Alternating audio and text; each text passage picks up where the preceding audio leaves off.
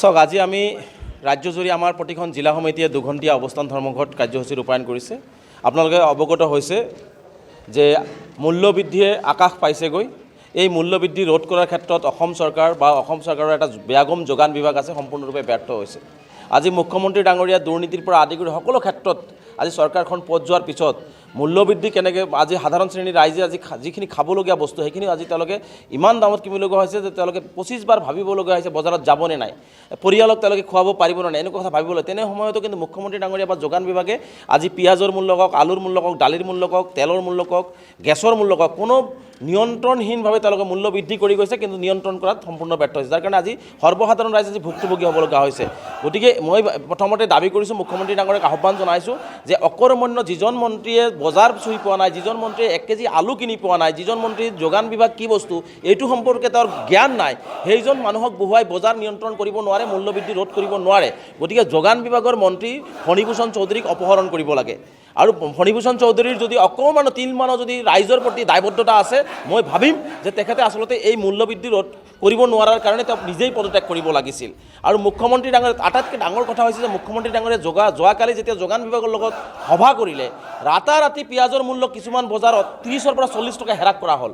তাৰ মানে ইয়াত সম্পূৰ্ণৰূপে বুজা গৈছে যে যোগান বিভাগ আৰু বণিক গোষ্ঠীয়ে মিলি পেলাই এটা কমিশ্যন ৰাজ চলাই এই মূল্যবৃদ্ধিবিলাক মানে চলাই গৈছিল, যাৰ কাৰণে মুখ্যমন্ত্ৰী যেতিয়া কালি ধমকি দিলে, মুখ্যমন্ত্ৰী যেতিয়া কালি হস্তক্ষেপ কৰিলে, তেতিয়াই যোগান বিভাগে কিন্তু অলপ তৎপৰ হৈ ৰাতাৰাতি কিছুমান বজাৰত পিঁয়াজৰ মূল্য কিন্তু হেৰাস কৰিবলগীয়া পৰিস্থিতিৰ সৃষ্টি হ'ল। ইয়াৰ পৰাই বুজা যায় যে যোগান বিভাগটো সম্পূৰ্ণভাৱে দুৰ্নীতিগ্ৰস্ত এটা বিভাগ।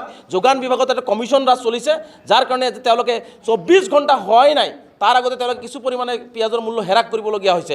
গতিকে এই ক্ষেত্ৰত যোগান বিভাগৰ এই কেলেংকাৰীবিলাকৰ এটা উচিত তদন্ত হ'ব লাগে, মন্ত্ৰীজনক অপহৰণ কৰিব লাগে, আৰু মুখ্যমন্ত্ৰী ডাঙৰীয়া ৰাইজৰ প্ৰতি অকণমান যদি দায়বদ্ধতা আছে তেনেহ'লে এই আকাশলংঘী মূল্যবৃদ্ধি ৰোধ কৰি সৰ্বসাধাৰণ শ্ৰেণীৰ ৰাইজক তেওঁলোকে সকাহ দিব লাগে।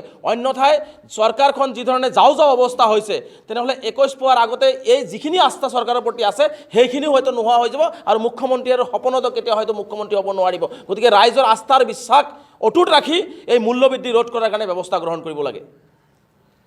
অসমত যি অতি আৱশ্যকীয় সামগ্ৰীবিলাক আছে, এই অতি আৱশ্যকীয় সামগ্ৰী যিদৰে মূল্যবৃদ্ধি হৈছে তাৰ কাৰণে আমি আমচুৰ ফালৰ পৰা প্ৰতিবাদ জনাইছোঁ। কাৰণ অসমৰ যি যোগান মন্ত্ৰী আছে ফণীভূষণ চৌধুৰী ডাঙৰীয়া, ফণীভূষণ চৌধুৰী ডাঙৰীয়া সম্পূৰ্ণৰূপে ফেইলিয়ৰ হৈছে এই বিভাগটো চলাই লোৱাৰ কাৰণে। সেইকাৰণে আমি মুখ্যমন্ত্ৰীক দাবী জনাওঁ যে ফণীভূষণ চৌধুৰী ডাঙৰীয়াক এখেতক মন্ত্ৰিত্ব কাটি বেলেগ এজন দক্ষ মানুহক মন্ত্ৰিত্ব দিব লাগে। যিবিলাক সামগ্ৰী আমাৰ দৈনন্দিন লাগে বা আমাৰ জনসাধাৰণ লাগে, সেই জনসাধাৰণ মানুহবিলাক কিন্তু আজি কিনিব পৰা নাই। আজি পিঁয়াজ চাওক, আলু চাওক, কিমান ধৰণৰ দাম বাঢ়ি গৈছে, পেট্ৰল ডিজেল চাওক কিমান দাম বাঢ়ি গৈছে। সেইকাৰণে আমি দাবী জনাইছোঁ যে এই ফণীভূষণ চৌধুৰী ডাঙৰীয়া ই মন্ত্ৰীৰ যোগ্যই নহয়। সেইকাৰণে আমি আমচুৰ ফালৰ পৰা দাবী জনাইছোঁ, আৰু আমি এইকাৰণে আন্দোলন লৈছোঁ যে এই অতি আৱশ্যক সামগ্ৰীৰ মূল্যবৃদ্ধি যদি অতি সোনকালে নিয়ন্ত্ৰণ নকৰে তেনেহ'লে আমি আজি এইখন ইছ্যুলৈ প্ৰথম আন্দোলন কাৰ্যসূচী হাতত লৈছোঁ। ইয়াতকৈ কিন্তু আমি ভয়ংকৰভাৱে গণতান্ত্ৰিক আন্দোলন কৰাৰ কাৰণে বাধ্য হ'ম, আৰু স্বতঃস্ফূৰ্তভাৱে ৰাইজক লৈ ৰাজপথত ওলাই আহিম।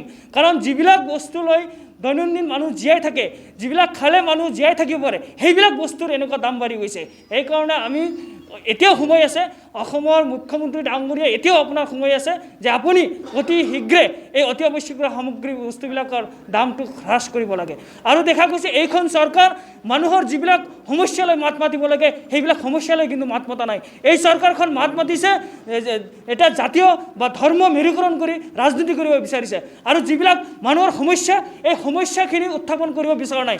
এই সমস্যাবিলাক যাতে গাপ দিব বিচাৰে তাৰ কাৰণে এইখন অসমত হিন্দু মুছলমান এইবিলাক সংঘাত লগাই এটা মানে অসমখন উত্তপ্ত কৰিব বিচাৰিছে। সেইকাৰণে আমি বিচাৰিছোঁ, এইখন চৰকাৰক আমি অনুৰোধ কৰিছোঁ, আপোনালোকে আহ্বান জনাইছোঁ, অতি সোনকালে আপোনালোকে এই বিষয়ে চিন্তা চৰ্চা কৰক, নহ'লে কিন্তু আগন্তুক দিনত এই বিজেপি চৰকাৰ যে এজন সফলা চৰকাৰ, এই চৰকাৰ মানুহে কিন্তু গম পাই যাব, আৰু আগন্তুক দিনত যি 21ৰ যি নিৰ্বাচন আহিছে এই নিৰ্বাচনৰ দিনা আপোনালোকে অসমৰ বুকুত একেবাৰে জিৰ' হৈ যাব।